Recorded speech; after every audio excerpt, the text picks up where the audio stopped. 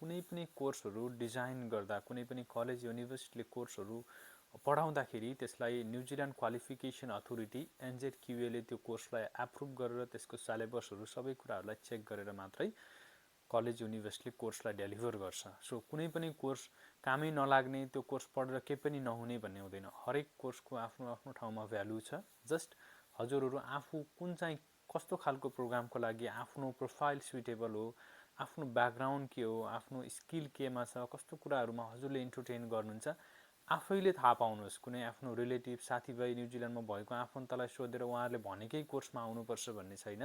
So जुन course हजुरको आफ्नो ब्याकग्राउन्ड, आफ्नो पर्सनालिटीसँग सुट गर्छ, त्यो कोर्सको स्कोप छ। त्यो कोर्समा हजुरले जब पनि पाउन सक्नुहुन्छ र त्यही कोर्सले हजुरको करियरलाई पछि एउटा करियर बनाउन सक्नुहुन्छ। सो न्युजिल्यान्ड अप्लाई गर्दै हुनुहुन्छ भने हरेक कोर्सको आफ्नो आफ्नो ठाउँमा त्यसको PR अथवा त्यसको लागि सेटलमेन्टको लागि अपर्च्युनिटी पनि हुन सक्छन्। जस्ट हजुरले कस्तो पढ्नुहुन्छ, कस्तो खालको हजुरले जब डेजिग्नेसन हजुरले पाउनुहुन्छ, कस्तो कम्पनीले हजुरलाई हायर गर्छ र हायर गर्नको लागि हजुर एलिजिबल बन्न सक्नुहुन्छ कि सक्नुहुन्न, त्यो कुराहरू आफैले पत्ता लगाउनुहोस्।